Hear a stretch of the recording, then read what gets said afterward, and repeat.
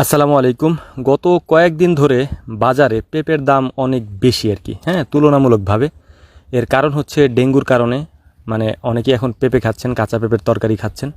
তো আমরাও আজকে বের হয়ে পড়ছি পেঁপে সংগ্রহ করতে, কারণ আমরাও এখন থেকে পেঁপে খাবো, হ্যাঁ। কারণ এই ডেঙ্গুর প্রভাব বা এটার প্রাদুর্ভাব অনেক বেশি বর্তমানে, কারণ এটা ভয় পেয়ে গেছে সবাই আর কি।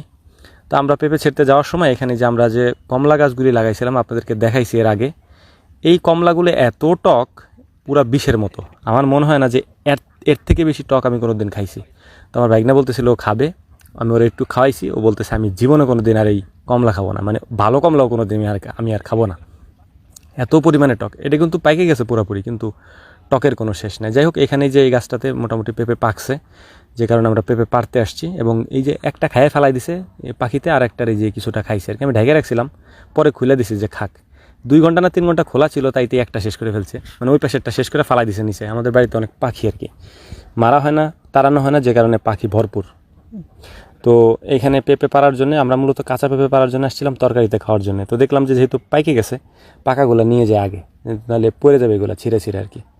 তো পাকা অনেকগুলোই পারছি আমরা আলহামদুলিল্লাহ। তো মূলত পারতেছিলাম হচ্ছে ডেঙ্গুর প্রাদুর্ভাব বেশি, এবং জ্বর হলে পেঁপের তরকারিটা খাইলে মোটামুটি একটু ভালো লাগে। ডাক্তাররাও পরামর্শ দেয় পেঁপে, ডাব এগুলো খাওয়ার জন্য আর কি। মানে এই যে কমলার যে বাকি অংশটুকু ছিল আমি একটু মুখে দিলাম, হ্যাঁ, দিয়ে আমি বলতেছিলাম ওরে যে তুই সহ্য করলি কেমনে। ও খাই ফেলছে, আমি তো ফালাই দিছি, ও খাই ফেলছে। যাই হোক, কাঁচা পেঁপে একটা কাটে নিলাম। এখন ও বলতেছিল যে মামা, এই পেঁপেগুলো তো পারছি, পাকা পেঁপেটা আমরা এখান থেকে খেয়ে যাই, হ্যাঁ, বাসায় নেবো কী করতে, এখান থেকে খেয়ে কমাই দিয়ে যায়, এটারে ওজন হয়ে যাবে না বেশি। আচ্ছা ঠিক আছে, তাহলে কাটি, এটারে কাইটা এটার আমরা খেয়ে এখান থেকে যাই। তো একটা স্লাইস কাটছি আর কি কাটার পরে ওর হাতে দিছি যে নে খা। তো ও বলতেছে যে এটা তো বেশি হয়ে গেছে, এবং পরে বলতেছে যে না, বেশি হলে সমস্যা নেই, মিষ্টি আছে।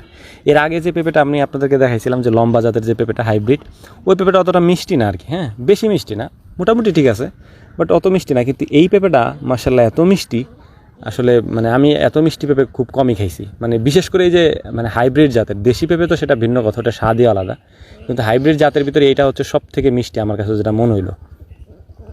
তো পরে ওরা মানে মানে পুরো এক খণ্ড দিছি, বলতেছে যে না আমি এটা খাইতে পারবো না, তুমি অর্ধেক খাও। যাই হোক, পেঁপেগুলো পারা এখান থেকে শেষ হওয়ার পর আমি আরও কিছু পেঁপে পারবো, কারণ পেঁপেগুলো পেকে যাচ্ছে আর কি, হ্যাঁ। আর পেকে গেলে এগুলা খায় ফেলে হচ্ছে, মানে কী বলে আপনার, পাখিতে খায় ফেলে।